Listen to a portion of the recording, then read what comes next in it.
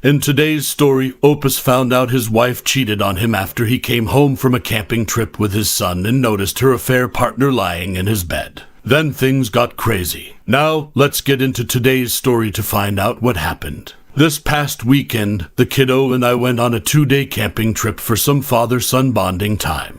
My wife doesn't like camping herself at all anymore and doesn't even appreciate our kid and me going. This is a big hobby for me, and I want to share it with my son. Usually, we argue a lot about my trips, especially if I request to bring our child. But this time, she was oddly cooperative about the whole thing, though she still insisted she wouldn't join us. I was surprised but didn't question anything because I was so excited that she was finally allowing us to go, and I didn't want her to change her mind. I thought we had finally found common ground and the arguments were ending. I was wrong. We had a great trip and returned back on Monday. We expected to come home to an empty house, as my wife should have been at her office for a few more hours. I walked the kid up to his room as he was exhausted and ready for a nap. Afterward, I walked into our bedroom to find a naked man in my bed. I recognized him as my wife's co-worker whom I have met numerous times at her work functions. At first, I was in disbelief and even wondered if I was in the right house. Then my wife walked out of our bathroom, also naked, and I had no more doubts. She looked petrified when she saw me. I have never been so angry. I yelled at the dude to get out of my house so I could speak to my wife. He grabbed his clothes and left. Then we started arguing.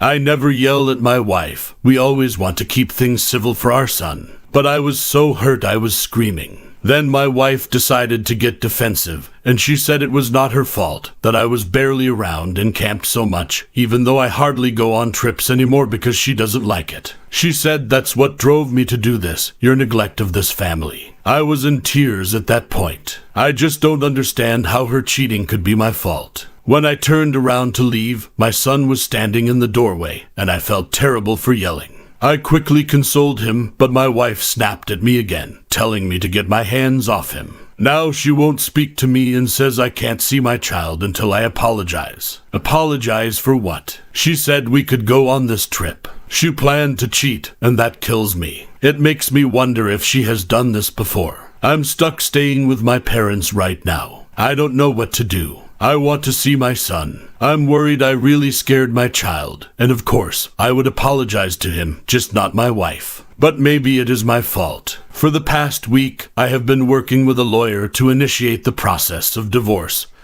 and gain full custody of my son, with the exception of visitation for now until more is resolved. Things were awkward and intense for the first few days of my being back home, so my wife, using wife to keep things simple and identities private, decided to leave to stay with the guy I found naked with her. I'm disappointed at the example she's setting for our son, but this makes my decision to divorce even more concrete. I will continue to share as much as I can if that's what people would like, but of course, the court has its confidentialities that I must keep within its boundaries. Update: last week, I received several texts from my ex saying she was pregnant with an unknown man's child, obviously meaning she cheated with multiple other people before the one I found out about. She said she plans to keep the baby and start a family with her co-worker. She also mentioned that she wouldn't be fighting me for custody of our son. I told her I would be willing to split custody or at least keep visitation rights for the sake of the kiddo, but she insisted she didn't care about that anymore. I am honestly in awe. I'm shocked she has given up on everything about the family we had, but I am most hurt for my son. At the end of the day, she isn't worth wasting any more of my energy on.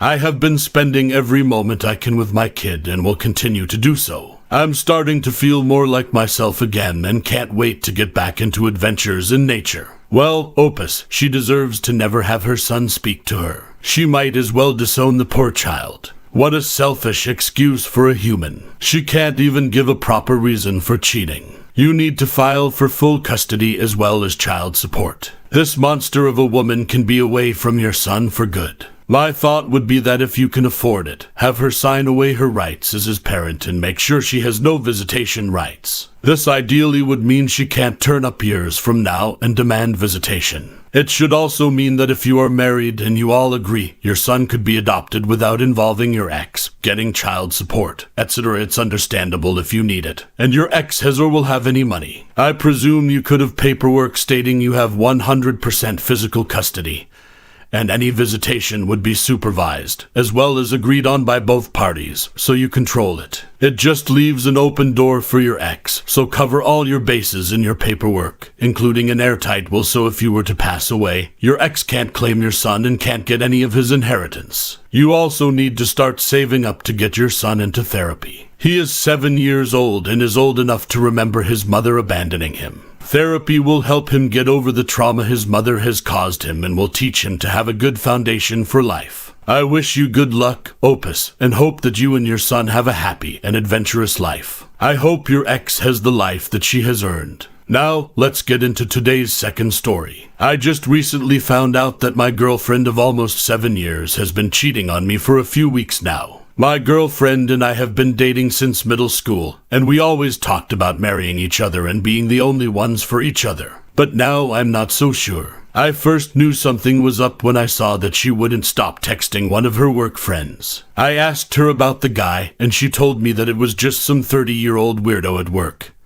and that they just get along really well. But I always knew something was up. A few weeks later, I had to pry out of her that the guy was making moves on her. She told me that he would constantly try to kiss her, but that she moved away every time. I wanted to believe and trust her, but I still had a strong feeling that something was up. Well, fast forward a few weeks, and I was at my girlfriend's place with her and some friends. She spontaneously decided that it was a good idea to go pick up grilled cheese. She decided that so quickly that I didn't have time to go with her. She just left. An hour went by, and I started getting suspicious. I called her a few times, but she kept saying the line was longer, that the train was crossing. She finally got home, and we all ate, and everyone passed out. I stayed up and checked her phone. I ended up reading the suspicious and vague text conversation that she and the guy were having that night around the time after she came back from getting the food. I was so worried. You left so quickly, I was getting worried when you didn't pick up your phone. I felt like some messages were missing, so I kept reading their texts from the past few days on her phone. I found that they texted a lot more than me. In her texts, they were staying up until as late as 7 a.m. texting every minute on multiple occasions. Eventually, I found a conversation where he said, "I love the way you close your eyes when you kiss me." This was all the proof I needed to confront her. I woke her up. It was 5 in the morning by then and tried to get her to confess, but she wouldn't. She just kept lying right to my face. I really wanted to believe her, as this was the girl that I had loved for so many years. But how could I after reading the conversations she was having with him? The next morning, I talked to her about it again. She kept saying that he was crazy, and she had no idea what he was talking about. I said if he was crazy, then why didn't she text him right then and ask him? She said she would, but I felt so bad for stooping that low, so I said never mind. She kept trying to guilt me into admitting that I didn't trust her, and she kept telling me that I could trust her, so I tried to. I spent that whole day alone and crying, as she was at work. All I wanted to do was believe her, but I knew deep down that she had cheated on me. Later that night, while she was still at work, I went to her house and got her iPads. I knew that messages would sync onto her other devices, and I wanted to see if she really did delete messages with the guy. And guess what? She did. I read that she did, in fact, go to his house that night and that they were all cuddled up and wrapped in each other's arms. I also read that she texted him, "Be prepared to lie for me. He wants me to ask you about why you said that you like kissing me." She tried so hard to cover up her tracks, but I was willing enough to stoop so low and read her messages on her iPad. I felt terrible for doing that, but it worked. I learned the truth. After I read all of that, I sent her pictures of the conversation, and she came home a little later, and we talked about it. The conversation was mostly me yelling at her, calling her names and such, and asking about everything they did.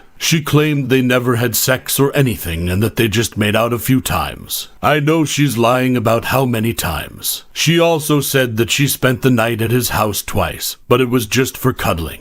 I really want to believe that. She thinks very poorly about her body figure. She's only comfortable being naked or even half naked around me. And I did read some of her texts where she said stuff along the lines of, if I wanted to have sex, we would have had sex already. Or stuff where she just talked crap about her body and him, saying, I'm sure it isn't that bad. Stuff that makes me want to believe that they didn't have sex. But she still lied to my face countless times, even after I confronted her with proof. I eventually said, we can't be together anymore after this, and she just started crying her eyes out. She wouldn't stop crying. I kept trying to leave and take some of the clothes I left there with me, but she kept pulling me back and grabbing onto me. She wouldn't stop telling me how much she loved me and that it was a mistake and that now that she knew what it was like to lose me, that she wouldn't ever do something like that to me again. And I honestly do want to believe her. This is the girl I have loved since middle school, but she has lied to me so much that I'm not sure if I can do it. She drove up to school with me for a few days. I lived 3 hours away from school, and I was down home for the weekend, and it was enjoyable. We were together the entire time, and it made me realize that I can't picture life without her.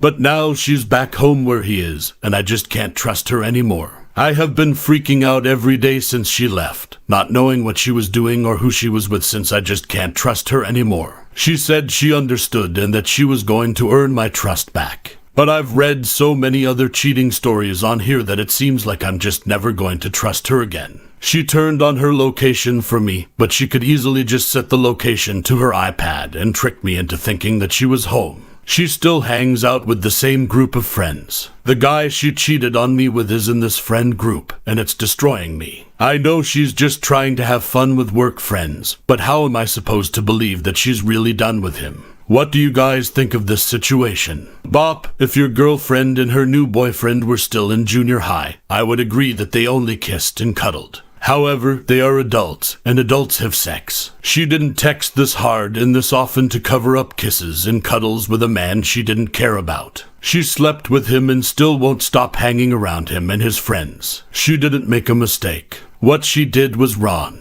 She chose to lie to you. She chose to betray you, and she chose to gaslight you to cover it up. You will not know one day of peace so long as she is still in your life, as she has proven herself to be completely untrustworthy. How do you feel about the OP story? We appreciate you joining us for yet another compelling story where justice is the main focus.